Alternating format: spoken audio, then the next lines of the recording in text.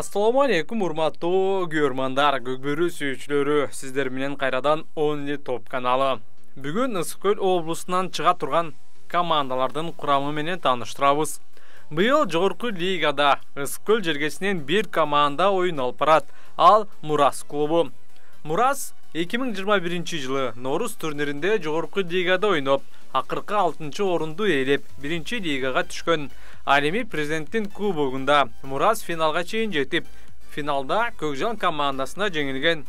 Быйыл Кара-Бура командасы жогорку лигада оюн көрсөтүүдөн баш тарткандыгы үчүн Мурас командасына мүмкүнчүлүк берилди. Демек, Мурас быйыл жогорку лигада оюн алып барат. 2021 жылдагы курамдан Тилек Айыпулу менен Жаныш Конушбаев Алатоо командасына кетти. Алеми командага келген эң күчтүү оюнчулардын катарында Азим Болотуулу бар. Былтыр Жетөгүз командасы менен эл аралык лигада чемпион болуп, өзү мыкты оюнчу аталган. Анда эмесе Мурас командасынын курамы төмөндөгүдөй. Биринчи Тилек Кошумбаев 2021 жылы Ысык-Көл облусу боюнча эң мыкты коргоочу деген наамды жеңип алган. Экинчи Нурбек Байылиев, үчүнчү Айдарбек Нурмукамбетов, 4-чү Эржан Талантбек уулу, 5-чи Алмаз Корчиев, 6-чы Назар Кошумбаев, 7-чи Билек Чолпонбаев, 8-чи Азим Болот уулу, 9-чу Бейшенбек Кадырбек уулу, 10-чу Сагын Исабеков, 11-чи Элдар Имангазиев, 12-чи Эрлан Чыныбек уулу, команданын жетекчиси Кенжебек Ашыров, башкаруучусу Курманбек Алмабеков.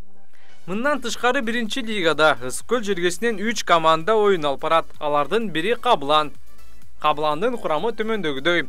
1-чи Айбек Айыпулу, 2-чи Алишер Бейшеев, 3-чү Сталбек Избасар уулу, 4-чү Темирлан Давлатбеков, 5-чи Кутман Канатбеков, 6-чы Жанболот Кайдыбаев, 7-чи Руслан Нурбеков, 8-чи Эрмек Абдытайып уулу, 9-чу Элеман Замирбек уулу, 10-чу Бекжан Самудинов, 11-чи Назим Азат уулу, 12-чи Бекказы Токтогулов, команданын жетекчиси Фархат Мамбеталиев, машыктыруучулары Бердибек Иманбеков жана Ильяс Мамышаев.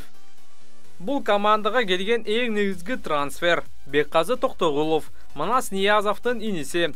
Былтыр Алатоо командасында оюн алып барган. Жетөгүз командасынын курамы төмөндөгүдөй. 1-чи команда капитаны Тынчтык Окенов. Тынчтык Окенов Алатоо командасына өткөндүгү жөнүндө жарыяланган. Бирок бир нече убакыттан кийин Тынчтык кайрадан Жетөгүз командасына келгендиги маалым болду. 2-чи Эрнат Карпбеков, 3-чү Адилет Жамаев, 4-чү Жанар Кожобеков, 5-чи Айтбек Абдыкадыров, 6-чы Майрамбек Амангелдиев, 7-чи Азат Исмагул уулу, 8-чи Бактияр Бакиров, 9-чу Кубан Талайбек уулу, 10-чу Андрей Гоманов, 11-чи Санжар Мустапаев, 12-чи Абай Какеев. Команданын жетекчиси Мырзабек Мамбеталыков, башкаруучусу Жумабек Жантаев. Жетөгүзгө Сокул командасынан 2 оюнчу келди. Ал Кубан Талайбек уулу менен Андрей Гоманов. 1-чи лигадагы фаворит командалардын катарында Саякбай Ата бар.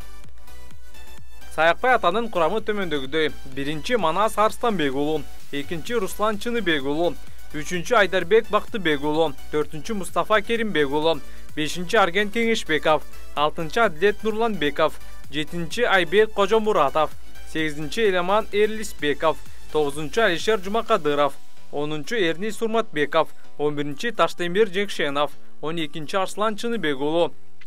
Команданын жетекчиси Нурлан Абдыкеримов, машыктыруучусу Бакай Рыспеков.